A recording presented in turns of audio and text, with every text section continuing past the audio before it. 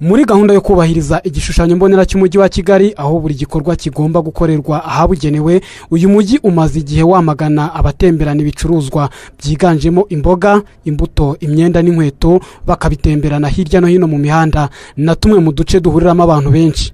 Mu gihe bamwe muri aba bakomeje kugaragaza ukutishimira iyi gahunda kuko ngo gucururiza mu masoko bibasaba ubushobozi badafite, mu minsi ishize umujyi wa Kigali watangaje amabwiriza agenera ibihano buri wese uzafatwa acururiza mu muhanda ndetse n'uzafatwa amugurira. Igazeti ya leta yasohotse kuwa 18 z'ukwezi kwa 7 uyu mwaka yerekana ko buri wese uzafatirwa muri aya makosa azacibwa ihazabu y'amafaranga 10,000, ariko by'umwihariko ku baguzi hakiyongeraho kugawa ibintu bamwe muri bo bafata nk'akarengane. Kuko urumva ko uwo muzunguzaji mubonye mu muhanda akaba afite iki kintu agurisha, ubona kuntu najya kugura ngikeneye, ahubwo ndumva ibyo bihano nyine ari akarengane rwose. Ukumva ko umuntu yaba wenda nabonye ikintu kigura makeya nk'urukweto kugura make, kandi nafite ubushobozi bwo kujya kugura mu iduka mbonye hariya nanjye bikunze ngomba kugura. Gusa imwe mu miryango iharanira uburenganzira bwa muntu nka International-Rwanda na Adecor isanga nta karengane umuguzi afite mu gushyira mu bikorwa aya mabwiriza kuko aharanira inyungu rusange. Nk'umuryango Adecor urengera uburenganzira bw'umuguzi uvuga ko abumva ko ari ukurenganywa kubahiriza aya mabwiriza batarasobanukirwa uburenganzira bwabo. Ntabwo barashobora kumenya guhitamo ikibabereye. Umuguzi twababwiye ko afite uburenganzira bwo kugura ibimufitiye akamaro kandi bitaramwangiza, kandi akagura yahisemo yabanje kureba neza, kandi afite amakuru ahagije, kandi akaba agomba no kumvikana n'uwo bagura. Twabonye ko nuko kugura bareba hirya no hino, nta mwanya wo kubaza amakuru yose, nta mwanya wo kubanza kureba ikintu ngo gihindure akigereranye n'ikindi. Niba ugura isaha urebe ni andise iyi saha niyo nziza nimeze wigereranye n'indi. Niba ugura imbuto urebe ku meza, urebe wihitiremo.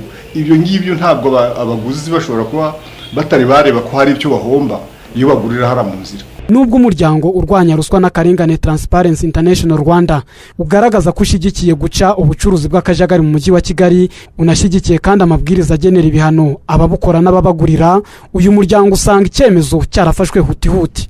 Navuga ko cyafashwe mbere y'ibyagombaga kubanza.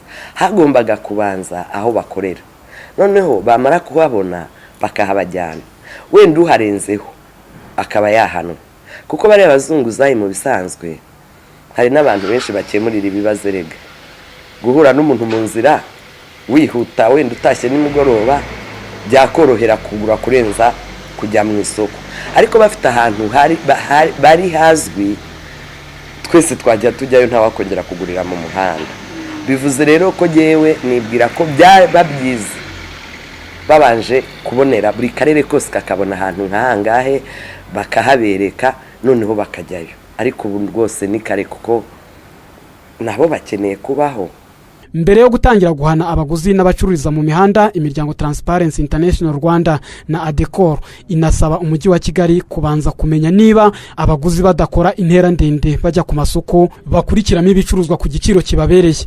Ariko umuyobozi w'umujyi wa Kigali wungirije ushinzwe ubukungu Parfait Busabizwa agaragaza uburyo ibi byabanje gutekerezwaho ndetse ngo abaguzi n'abacuruzi babigizemo uruhare. Ni igikorwa tugomba gufatanyamo twese, yaba bari abacururiza mu muhanda yaba ndetse abagura, kuko bose batuye umujyi wa Kigali.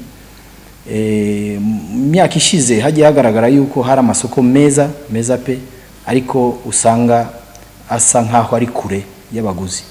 Ariko ubu dufatanyije nabo nkuko nari nabivuze, twagiye dutoranya amasite ari nayo yonyine bagiye bitoranyiriza, aho nyine bigaragara yuko bazajya babona byoroheje ababagurira ndetse n'abagura bashobora kugenda bakajya mu isoko nkuko basanzwe bajya mu yandi masoko.